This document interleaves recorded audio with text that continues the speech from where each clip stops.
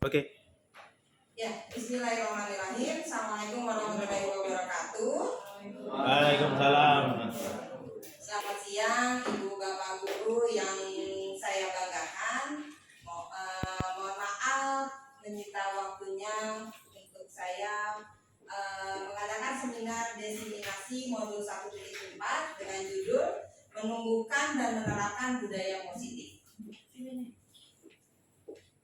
Ya, perkenalkan diri saya adalah Sarjana dari CGP Angkatan 8 di SMA N20 Jakarta dengan fasilitatornya adalah Bapak Tommy dan pengajar praktiknya adalah Arifah Fadil Muhammad. Ya, latar belakang dari saya mengadakan seminar ini adalah hal yang paling mendasari saya membuat aksi nyata ini adalah saya ingin menumbuhkan dan menerapkan budaya positif di sekolah saya khususnya, agar terwujudnya murid yang berkarakter profil pelajar Pancasila sesuai dengan visi sekolah SMA N Negeri 2 Jakarta. Adapun tujuannya adalah menumbuhkan budaya positif di sekolah serta terbiasanya berbagi praktik baik serta disiplin positif menjadi sebuah kebiasaan dan budaya buat kita para guru di sekolah yang kita bina ini. Untuk tolak ukurnya adalah keberhasilan dari disiminasi ini adalah murid di sekolah mampu membuat keyakinan kelas dan menerapkan keyakinan kelas tersebut secara berkelanjutan.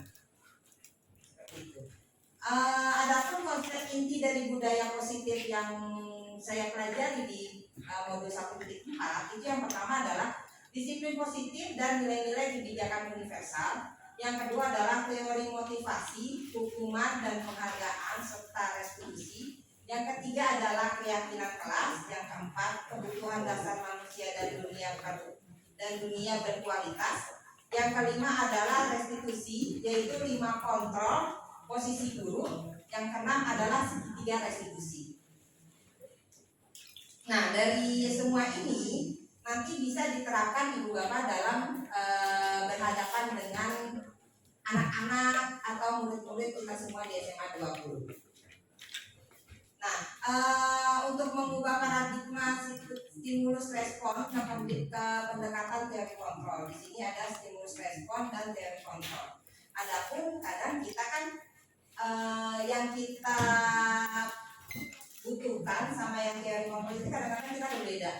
Kita membutuhkan misalkan yang di sini adalah orang lain mengambil kontrol saya, tapi hanya kita yang bisa mengontrol diri kita sendiri. Seperti itu. Lanjut. Nah, di sini ada disiplin positif, Bapak Ibu. Disiplin positif kalau menurut Ki Hajar Dewantara adalah di mana ada kemerdekaan, disitulah ada disiplin yang kuat. Sungguh pun disiplin yang bersifat self disiplin, yaitu kita sendiri yang mewajibkan kita dengan sekeras-kerasnya, tetapi itu sama saja sebab kalau kita tidak cakap melakukan self disiplinnya, wajiblah penguasaan mendisiplinkan diri dan persatuan demikian itulah harus ada dalam suasana yang mereka ini menurut Bapak Ki Hajar Dewantara. Nah, sedangkan berkesinambungan sama disiplin positif, disiplin diri dapat membuat seseorang menggali potensinya menuju kepada sebuah tujuan, sesuatu yang dihargai dan bermakna. Dengan kata lain, disiplin diri juga mempelajari bagaimana cara mengontrol diri dan bagaimana menguasai diri untuk memiliki tindakan yang mengacu pada nilai-nilai yang kita hargai. Oleh sebab itu, nanti disiplin positif akan menjadikan sebuah pendidik. Tujuannya kita adalah menciptakan anak-anak yang memiliki disiplin diri sendiri sehingga memiliki perilaku ke arah yang lebih baik. Itu tujuannya kita menerapkan disiplin positif. Nah, di sini ada nilai-nilai kebajikan. Kalau menurut di modul budaya positif itu ada profil Pancasila, ada sikap murid, ada 9 viral, karakter, ada keterampilan hidup, tujuan kebajikan esensial. Nah, di sini kalau profil Pancasila kita sendiri ya, kan ada ada 6 profil pelajar Pancasila. Dan ketuhanan yang Maha Esa, mandiri, anak-anak itu bernalar kritis, berbinekaan global, bergotong royong, kreatif. Kita ingin menuju anak-anak kita itu seperti ini. Nah, itu juga ada sikap murid. Sikap murid itu yang kita inginkan adalah mereka itu bertoleransi, rasa hormat, integritas, mandiri, menghargai, antusias, empati, keingintahuan mereka, kreativitas, kerjasama, percaya diri, dan komitmen. Begitu juga dengan 9 pilar, ini bisa dibaca. Lanjut Pak Dadan. Nah, selanjutnya ada motivasi. Motivasi perilaku manusia itu kalau misalnya yang kita pelajari itu ada 2. Ada motivasi eksternal dan ada motivasi internal. Dimana kalau motivasi eksternal itu adalah untuk menghindari ketidaknyamanan atau hukuman. Terkadang mereka kan anak-anak telat itu kan pasti menghindari hukuman dari kita sendiri ya. Nah, nanti ada posisi-posisi dari guru yang kita bahas di sini juga. Dan kalau motivasi eksternal juga adalah yang kedua adalah mendapatkan imbalan atau penghargaan dari orang lain. Nah, tetapi alangkah lebih baiknya kita mempunyai siswa yang mempunyai motivasi internal, yaitu untuk menjadi orang yang mereka inginkan dan menghargai diri sendiri dengan nilai-nilai yang mereka percaya. Jadi jangan sampai anak yang kita bina itu mempunyai motivasi yang eksternal, yang hanya menghindari hukuman dan mendapatkan penghargaan. Tetapi kita memiliki anak-anak yang mempunyai motivasi yang menginginkan merdeka untuk dirinya sendiri dan menghargai orang lain. Seperti itu. Lanjut.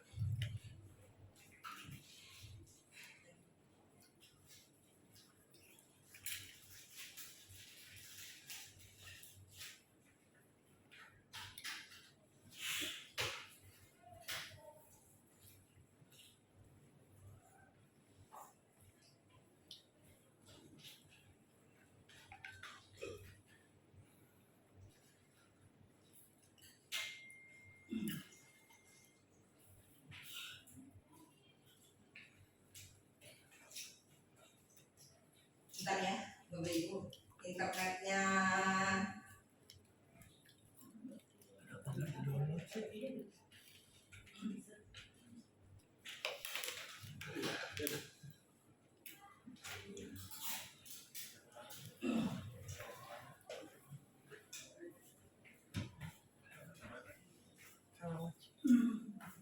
ayam goreng karawat. Gak apa-apa, ini masih ini. Selanjutnya itu adalah hukuman, konsekuensi, dan restitusi. Kalau misalnya hukuman itu berupa fisik, lebih baik kita menghindari itu ya. Berupa fisik, berupa bersifat larangan, tidak terencana, tiba-tiba menyakiti orang lain. Itu kalau misalnya hukuman. Dan ada konsekuensi. Terkadang kita punya konsekuensi adalah, contohnya adalah membantu guru menyatakan peraturan, melakukan peringatan, murid tetap dibuat tidak nyaman, terencana, dan disepakati sesuai dengan aturan. Nah, yang selanjutnya adalah restitusi. Menguatkan, guru menyebutkan keyakinan kelas, membimbing kerangka acuan berpikir restitusi murid atau anak, serta proses kolaborasi yang mengajarkan murid untuk mencari solusi. Ini restitusinya.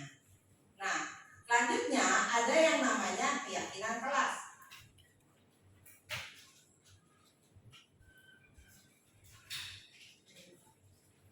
Nah, selanjutnya ada yang namanya keyakinan kelas. Bapak Ibu mungkin sudah membuat ya keyakinan kelas dan kesepakatan kelas. Mengapa keyakinan kelas? Mengapa bukan peraturan kelas? Karena kalau misalnya peraturan kelas itu adalah sebuah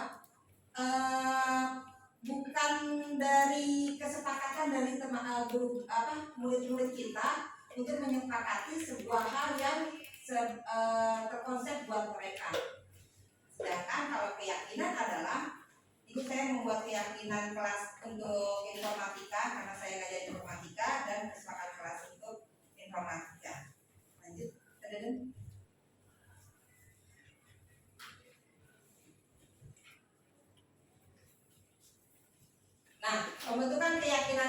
pembentukan keyakinan kelas itu ada beberapa. Yang pertama adalah keyakinan kelas bersifat lebih abstrak daripada peraturan yang lebih rinci dan konkret. Keyakinan kelas pun berupa pernyataan-pernyataan universal. Jadi pernyataan-pernyataan mereka yang kita sepakati. Kalau misalnya pernyataan keyakinan kelas senantiasa dibuat dalam bentuk positif. Ya, Bapak Ibu kemarin kan bikin keyakinan kelas juga harusnya berbentuk positif, tidak ada yang namanya konsekuensi yang harus mereka hadapi. Selanjutnya keyakinan kelas pun hendaknya tidak terlalu banyak sehingga mudah diingat dan dipahami oleh semua kelas. Jadi keyakinan kelas itu minimal paling juga 5, seperti dia bertanggung jawab, mandiri, menghargai orang lain, itu aja, nggak usah yang sampai berpuluh-puluh, itu nggak usah. Nah, selanjutnya adalah keyakinan kelas sebaiknya sesuatu yang dapat diterapkan di lingkungan tersebut. Semua warga kelas hendaknya ikut berkontribusi dalam membuat keyakinan kelas. Bersedia meninjau kembali keyakinan kelas dalam waktu ke waktu. Jadi keyakinan kelas ini bukan punya kelas dan wali kelas. Kita sebagai guru pun berharap di budaya positif ini adalah membuat keyakinan kelas. Karena nanti kalau misalnya ada pelanggaran atau apa, kita bisa memberikan ke mereka, ke siswa kita, ayo kemarin keyakinan kelasnya apa? Oh, saya lupa, Bu, bertanggung jawab. Berarti itu yang kita cari solusinya. Kenapa dia tidak bertanggung jawab? Kayak gitu. Jadi bukan hanya punya wali kelas sama siswa yang dibina. Kita setiap guru mempunyai keyakinan sendiri, keyakinan kelas sendiri di setiap kelas yang kita ajar. Nah, selanjutnya adalah ada 5 kebutuhan dasar manusia di budaya positif ini. Kita punya adalah bertahan hidup, kasih sayang dan rasa terima kasih, kesenangan, penguasaan dan kebebasan. Nah, bertahan hidup biasa ya, kita punya makanan, pakaian, kasih sayang juga. Jadi anak-anak itu sebenarnya mempunyai ini semua. Murid-murid kita itu seharusnya juga mempunyai kebebasan mandiri, mereka memiliki pilihan, mencoba hal baru, mampu mengendalikan arah dirinya sendiri. Dan mereka juga mempunyai kesenangan di mana mereka juga punya bermain, humor, antusias dan tertawa. Di dalam kelas kita pun jangan sampai semua kebutuhan dasar ini tuh gak tercukupi mereka di sekolah kita ini. Kalau bisa semua kebutuhan dasar manusia ini mereka juga tercukupi di sekolah mereka ini, karena kan sekolah mereka kan dari jam 1 sampai jam 3, itu lebih banyak daripada mereka di rumah. Lanjut. Nah, kebutuhan dasar manusia adalah segala sesuatu yang kita lakukan untuk mendapatkan apa yang kita inginkan. Seluruh tindakan yang kita lakukan memiliki tujuan tertentu, dan semua usaha terbaik yang kita lakukan adalah dalam rangka agar kebutuhan dasar kita terpenuhi dengan baik. Dan makanya yang tadi saya bilang, kebutuhan dasar manusia itu walaupun mereka di sekolah juga harus kita penuhi. Dari 5 dasar tadi kebutuhan manusia itu seperti apa. Nah, selanjutnya itu saya punya yang namanya 5 posisi kontrol guru. 5 posisi kontrol guru, ada yang namanya penghukum yang saya pelajari ya, ada yang namanya pembuat merasa bersalah, ada yang namanya teman, pemantau dan manajer. Nah, di sini Bapak Ibu selama mengajar di 20, posisi apa yang banyak Ibu Bapak lakukan? Kita punya adalah penghukum, membuat merasa bersalah, teman, pemantau dan manajer. Kalau saya pribadi sebelum saya mempelajari konsep ini, saya biasanya adalah penghukum dan teman. Kirain saya itu adalah sudah yang paling cocok ya buat anak-anak kita. Ternyata posisi yang paling bagus untuk kita seorang guru itu adalah posisi manajer. Apa itu posisinya? Kita bahas ini. Contoh posisi penerapan 5 posisi. Yang pertama, menghukum. Contohnya, anak itu hormat bendera selama 1 jam. Itu penghukum. Kadang-kadang kalau kita punya anak terlambat, mereka disuruh literasi gitu. Nah, itu penghukum. Yang kedua, pembuat merasa bersalah. Kadang-kadang kita kan ngomongnya suka begini, Berapa kali sih ibu bapak guru kamu kasih tahu, kamu selalu mengecewakan ibu bapak guru. Itu membuat merasa bersalah anak kita dan membuat merasa bersalah kita memiliki rasa bersalah kepada siswa kita, dan itu kalau bisa dihindari karena mereka merasa bersalah kepada diri kita karena pernyataan-pernyataan ini. Yang ketiga adalah teman. Ayo dong ikut aturan sekolah, tolong bapak atau ibu ya sekali ini aja, ya sudah gak apa-apa, lain kali jangan berbuat seperti itu posisi teman. Nah selanjutnya itu ada yang namanya posisi pemantau. Posisi pemantau itu seperti kamu sudah melanggar peraturan sekolah, kamu tahu kan konsekuensinya. Setelah upacara kamu beli perlengkapan sekolah ya di koperasi. Itu hanya memantau, tidak ada saran apa-apa. Sedangkan posisi manajer yang seharusnya kita lakukan adalah seperti ini. Apakah kamu tahu kesalahanmu? Kira-kira bagaimana memperbaikinya? Jadi mengembalikan mereka bagaimana solusi setelah mereka melakukan kesalahan. Itu posisi yang paling mantap di seorang guru. Nah ini adalah tahapan segitiga restitusi. Ini juga saya baru belajar nih, tapi alhamdulillah semenjak kenal ini mungkin bapak ibu juga bisa menerapkan nanti kalau misalnya ada permasalahan di kelas bapak ibu atau pas lagi bapak ibu ngajar. Tahapan segitiga restitusi itu yang pertama adalah menstabilkan identitas, yang kedua adalah validasi tindakan yang salah, yang ketiga adalah menanyakan keyakinan. Itu 3 dasar dari segitiga restitusi. Nah contohnya ini penjelasannya dulu. Menstabilkan identitas seperti apa? Mengubah identitas anak dari orang yang gagal karena melakukan kesalahan menjadi orang yang sukses. Yang ketiga adalah berdasarkan prinsip membuat kesalahan adalah bahagia dari proses pembelajaran. Itu menstabilkan identitas. Yang keduanya adalah validasi tindakan yang salah. Seorang guru yang memahami teori kontrol pasti akan mengubah pandangannya dari teori stimulus respon ke cara berpikir proaktif yang mengenali tujuan dari setiap tindakan. Strategi ini menguntungkan bagi murid dan guru karena guru akan berada dalam posisi siswa dan karena itu akan memiliki perspektif yang berbeda. Selanjutnya yang terakhir adalah menanyakan keyakinan. Jadi kita kan sudah punya keyakinan ya, setiap kelas kita sudah punya keyakinan. Jadi murid akan diberikan pertanyaan-pertanyaan pematik dan bermakna untuk memunculkan penyelesaian permasalahan secara bersama.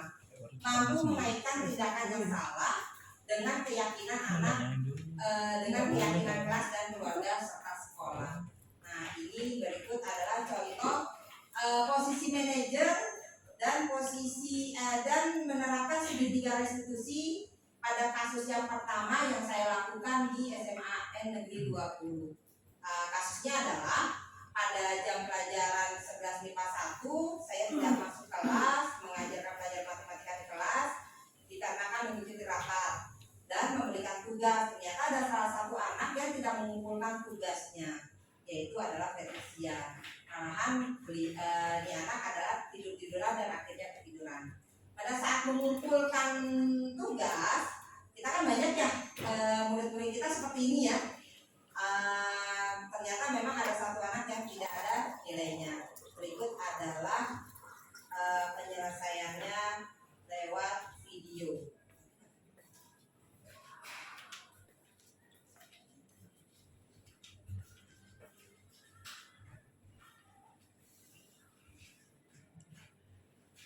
Ya, ini adalah yang saya terapkan di posisi manajer dan menerapkan segitiga restitusi. Pertama saya menanyakan kenapa tidak mengerjakan tugasnya pada saat saya tidak ada di kelas.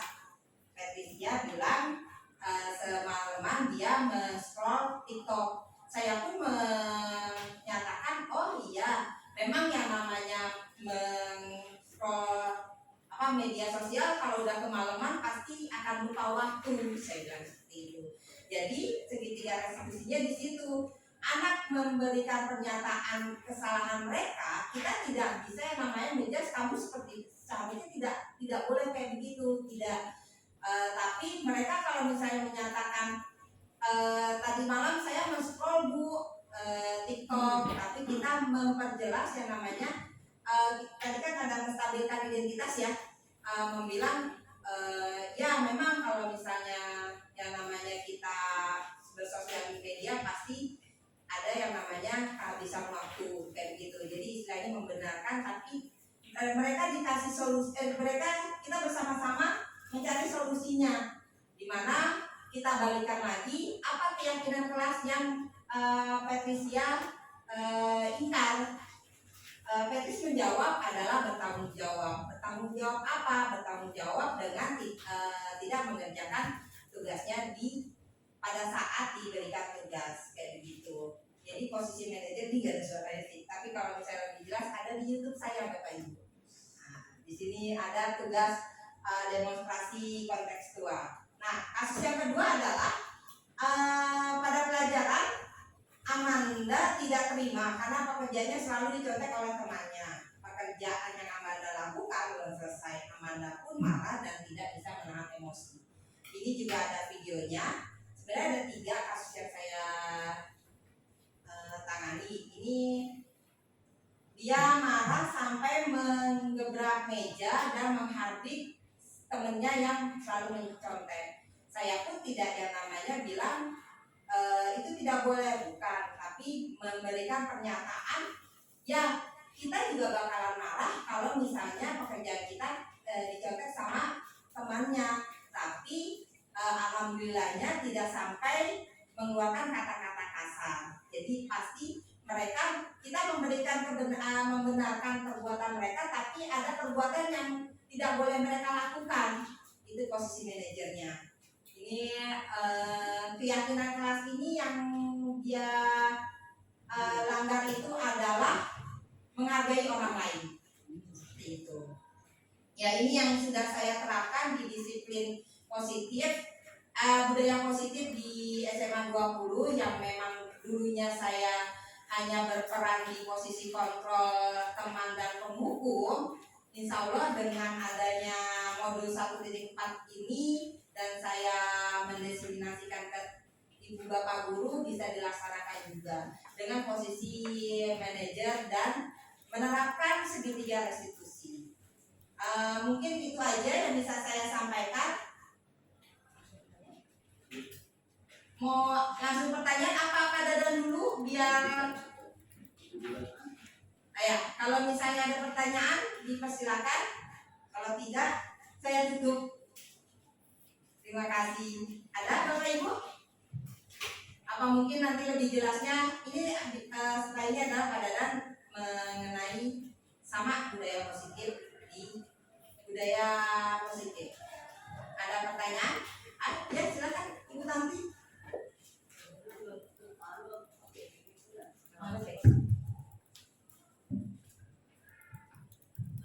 Terima kasih Bu Sari. Ini mungkin berkaitan saya yang sering di depan ya Bu Sari ya. Kalau pagi-pagi itu kan kadang kita menemukan siswa itu lagi yang sering terlambat. Nah, kalau kita menerapkan hukuman juga lama-lama anak itu protes juga ya.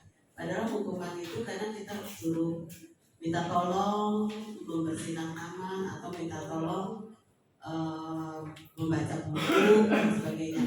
Nah, apakah bisa hukuman itu kita rubah sehingga anak itu lebih senang melakukan apa yang kita minta? Terima kasih. Terima kasih Ibu Tanti. Ini kan diskusi ya. Sebelumnya ada yang namanya segitiga restitusi. Ada yang menstabilkan identitas, ada validasi tindakan yang salah, menanyakan keyakinan. Memang kita tahu sendiri ya, SMA 20 itu anak-anak itu yang melanggar itu kebanyakan yang telat lagi ya, nggak ada yang lain, alhamdulillah. Nah, yang pertama itu kita tanyakan dulu, ini kan kita punya menstabilkan identitas. Telatnya itu kenapa?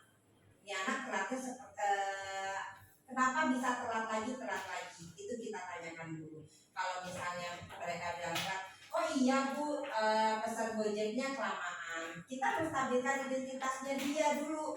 Oh, kalau pesan Gojeknya kelamaan, memang Ibu pernah nih melakukan pesan Gojek kelamaan. Seharusnya kamu pesan Gojeknya sebelum kamu bersiap-siap seperti itu. Nah, terus habis itu kan ada yang namanya validasi tindakan yang salah. Nah, kita juga tidak bisa membenarkan kalau misalnya sudah kita stabilkan identitas, mereka kenapa, terus validasi yang salah, kita nanyain keyakinannya. Kan memang kalau di PK juga tidak ada keyakinan kelas ya, tapi kan tadi punya kelas sendiri nih, bisa menanyakan keyakinan kelas apa yang kamu langgar, keyakinan diri sendiri deh, keyakinan diri sendiri apa yang kamu langgar. Berarti kan keyakinannya adalah bertanggung jawab untuk tidak terlambat ya. Nah, habis itu menanyakan yang namanya apa solusinya untuk kedepannya mereka tidak terlambat lagi. Anak-anak kita di SMA 20 itu yang sudah zamannya lahir tahun 2020-an itu memiliki solusi terhadap diri mereka. Itu pasti mempunyai solusi sendiri dari mereka untuk mereka sendiri terapkan. Gitu. Coba ditanyakan kalau misalnya solusi mereka, ya udah Bu, saya hormat di depan. Itu solusi itu sudah pernah diterapkan. Gitu. Jadi kita tanyain lagi. Ini yang sering terlambat ya, kayak Reza gitu kan ya. Jadi kan kalau misalnya cuma sekali dua kali mungkin nggak ini ya, kita tidak bisa istilahnya anak kalau sekali dua kali itu berarti kan udah tertanam telat lagi. Itu mungkin kalau misalnya ada anak yang seperti itu bisa nanti kita tangani berdua atau nanti bisa ditangani oleh Nah, ya pasti kita nanya ini namanya keyakinannya dia apa yang dia langgar, berarti kayak dia tidak bertanggung jawab tepat masuk ke sekolah. Ya, gitu. Ada lagi Bapak Ibu? Cukup ya? Biar habis ini soalnya kan udah bisa ada paparan mendadak. Mungkin cukup sekian. Terima kasih atas waktunya, atas kesempatannya mendengarkan paparan saya di budaya positif. Semoga budaya positif di sekolah SMA 20 lebih baik lagi dan ada kesepakatan kelas dan keyakinan kelas yang Ibu Bapak buat di sekolah atau di kelas kita. Di sekolah pun juga sudah ada ya keyakinan dan kesepakatan sekolah juga sudah ada dan itu bisa diterapkan. Terima kasih, saya tutup. Assalamualaikum warahmatullahi wabarakatuh.